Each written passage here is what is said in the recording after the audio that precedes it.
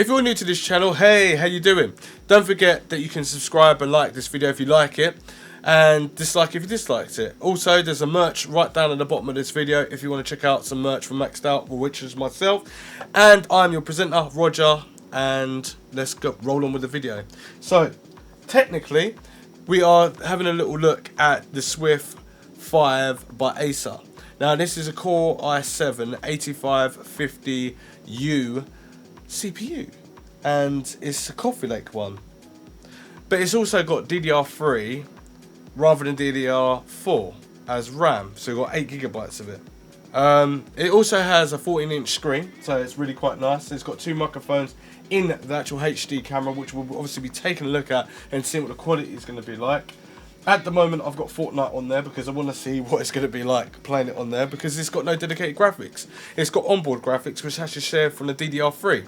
Anyway, so it is the lightest laptop I've ever felt. It is weighing in at 990 grams, so that's just 10 grams under 1 kilo, which is pretty damn light. So you can literally hold it with 2 fingers, and it makes it really great for traveling with, as a travel companion. So if I was to go on a train, go in a car, go anywhere, it is pretty small, but it's pretty big enough to see on the screen. Talk about the screen's an IPS screen. So that means I can look left, right, up, down, straight ahead, and I'm still going to get that fabulous looking glossy screen. Not too glossy, because obviously when the sunlight hits it, it should absorb it, because this kind of generation laptops where the screen should not be highly reflective. But we'll test that as well. And also, it's got 10 hours of battery life on there. And that's pretty decent, because that's a whole day's of work. So having obviously Norton Internet security to make sure everything's all backed up, it's pretty decent. But then it slows it a bit down because it's got too much bottlenecking on there. But there isn't, talking about security, there's another security feature, and there's a fingerprint reader. So basically, if you leave your laptop about, you can have it so it shuts down within a certain amount of time. And if you accidentally lose it or leave it somewhere, then obviously no one's going to be able to get into it unless they take the whole laptop apart, because in the actual laptop there's an SSD in there which is only 256GB. But yeah, it's pretty nuts how they can fit everything all in this laptop. We got Dolby audio as well, and it's called something else for Acer, and also there's a little fan blowing around inside there keeping all the components nice and cool, which I don't really know how they're doing this. This is a black, the chassis is a black charcoal look to it. It's got like a nice gold trim as well, which says Swift, and then the logo Acer there. And on the sides we do have a 3.5mm jack, a Kensington lock on the side, and they've got 2 USBs, but I don't know, USB 3s it looks like. So we've got 2 USB 3s on the side, so I can easily put a keyboard and mouse in there as well. We do have a Type-C on there. So we've got up to 10 gigabits per second for quick transfer speeds, and if you've got a Note 9 like me, you can just plug it in and charge straight from there. And then we've got the adapter there as well to obviously charge it. And as you can see, I've got HDMI cable plugged into this screen. Then this resolution is 1920 by 1080 resolution, but it's an IPS screen. As I said, I can go from here to here, and it looks really nice. It's not a TN screen. I'm just a bit worried that obviously we've got onboard graphics and we only got DDR3, and by the looks of this, it does look a bit pixelated. But this is not a gaming laptop. But I have to show, like, this is what I don't understand when it comes to working computers. Unless you're just going to use this for emails and office work, I can't understand why you would need like a really powerful graphics card. But having a powerful graphics card saves you from using like the onboard graphics, and it's got its own memory, and then the CPU's got its own memory, because it's got a pretty beefy CPU in it. To be honest, this is like £1,000. For £1,000, I would expect that I'd be able to do some light Adobe work, or like some colour editing, or Photoshop, or something like that.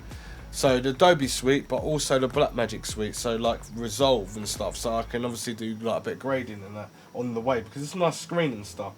It looks pretty calibrated really well. It's not like the colours off or anything like that. But anyway, let's take a look and see how good this is.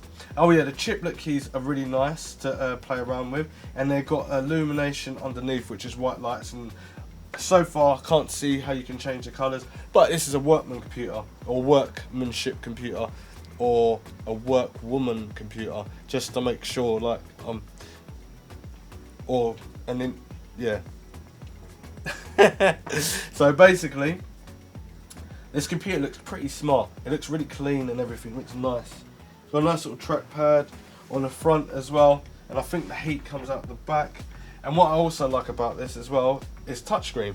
So you can, this is what I mean, if you're going to use Adobe or something like, you need a dedicated graphics card, and it doesn't make sense to me to not have a dedicated graphics card for it. I would expect that you need a graphics card to do more work on it, but it looks like this is for light work, but on a more premium level, and you're paying more for the lightness, and I think that's pretty cool.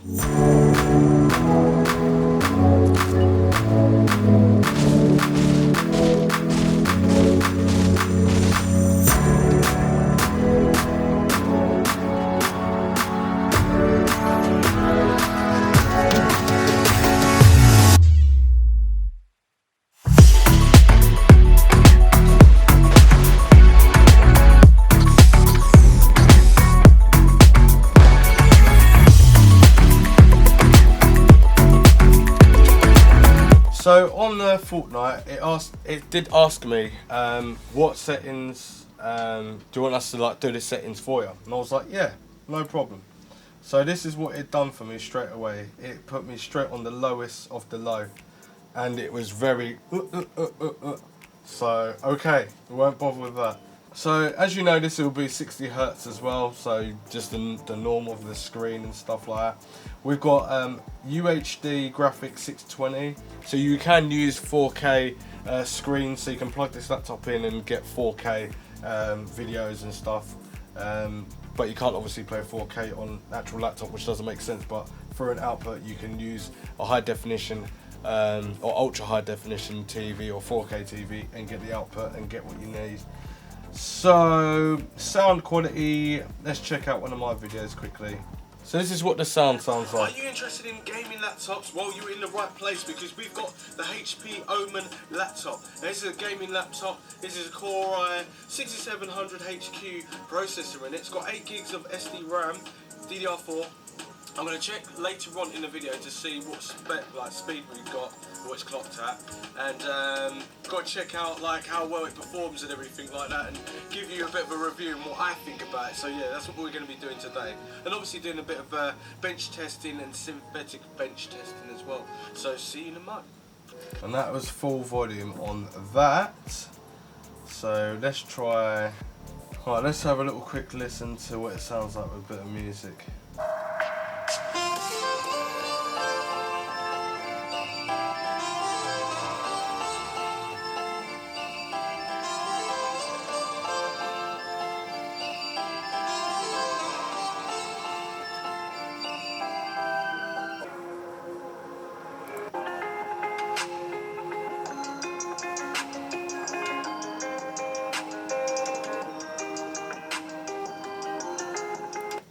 And that's what it sounds like with obviously music going on.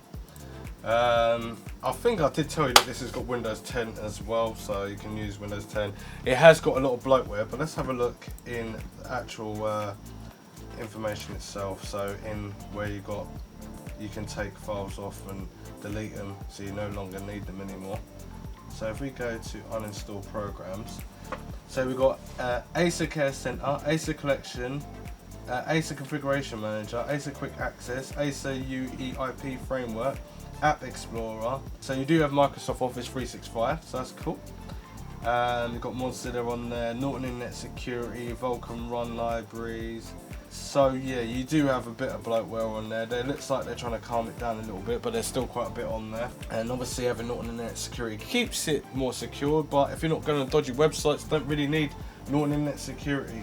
You've got Netflix on the bottom there as well.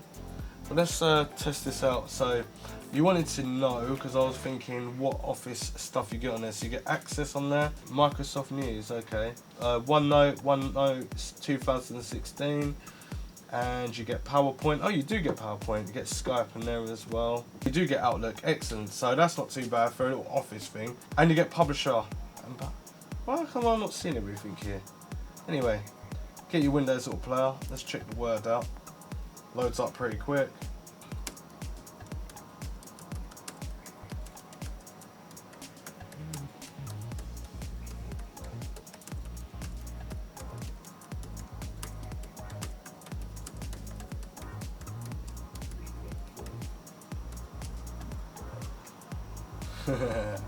Yeah, so basically this is just a, to be honest with you, in my eyes, this laptop is all about using it for emails on the go, using it for like Word, typing out documents, using Excel spreadsheets, not massive ones, just small ones, which is a little bit bigger than what it is on your phone, but you can like transfer it to a bigger like 2-screen setup or whatever.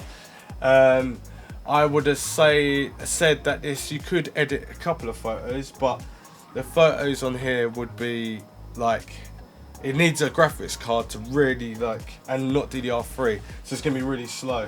But for the price point, £1,000 is quite steep, but you're actually paying it for the actual laptop, because the laptop's so light. There's no other laptop that I know that's that light, and with a Coffeelake CPU in it, that's pretty decent. But they messed up by putting DDR3 in it. Should have put DDR4 in it, and it should have had like 8 to 16 gigabytes, and it should have had like a, well, actually couldn't have a dedicated graphics card. It's such a small thing. It's so small. It really is.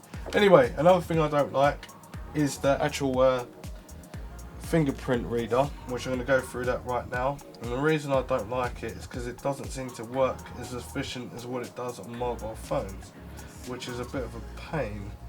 So sign in options, is it that one? Right, there we go, fingerprint reader. So get started.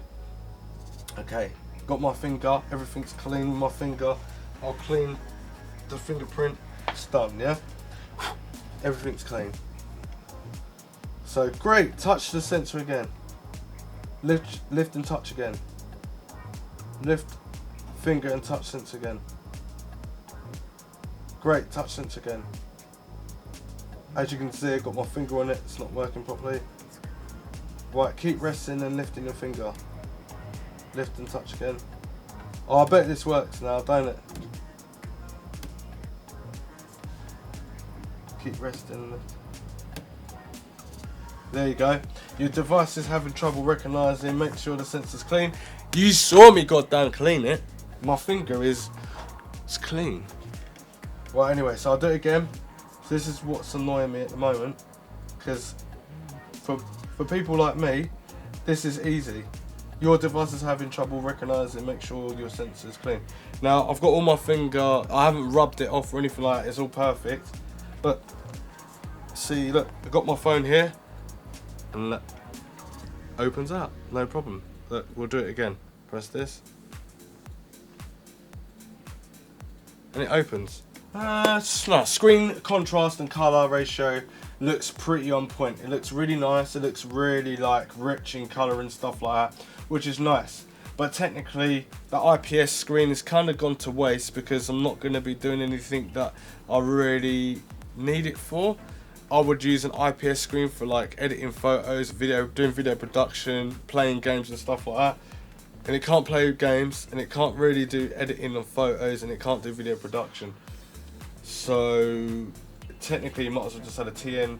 Well, actually, because it's quite light, that means I could move it around and stuff like that. So I don't know, but this screen is light. So let me show you how light this screen really is. This is how light this screen is. 2 fingers and a thumb. And I've got a bad hand as well. That's how light it is. God damn, this is so light. But another thing I do like, which it could have been a little bit more powerful in actual computer specs, is that it goes completely flat. So you can imagine that you can work on a proper flat surface and do some drawing and designs. But other than that, it's pretty cool. It doesn't go all the way back, it only goes to this. So it's not a true hybrid laptop, but it is touchscreen. So I can obviously touch on the actual screen and get stuff going. But one thing I didn't like as well is that whenever I'm using the touchpad, it's like I'm on the internet and I'll double click something and it moves to another tab and double clicks on that, and that's really annoying. And I can feel the heat on the back, but it feels like nothing. Like literally, it's hardly got any heat to it at all. It's pretty, I could just use it and just slice things. Do you know what I mean? This is my bad hand right now, and I could do that with it. It's amazing. And obviously 10 hours of battery, you're gonna lie. You're gonna lie? You're gonna laugh, because obviously you can just take this anywhere. It's really quite cool. This has got little indicators as well. Tells you activities of any hard drive, sensation, things going on. So basically, if you've got any tabs open or you're doing any work, obviously it's off at the moment because it saves battery. And this is on high performance as well.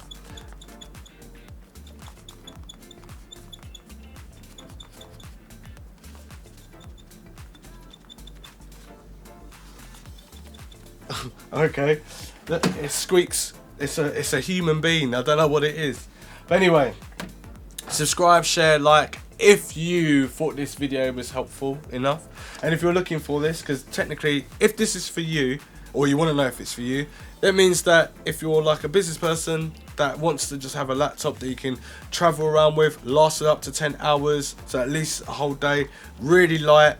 It's got a decent security on there, got IPS screen, so that means if you're on a train or in a car or in the background, like sitting with a chauffeur or something, and you're driving along, then obviously sunlight might hit your screen and stuff. IPS is pretty good for that.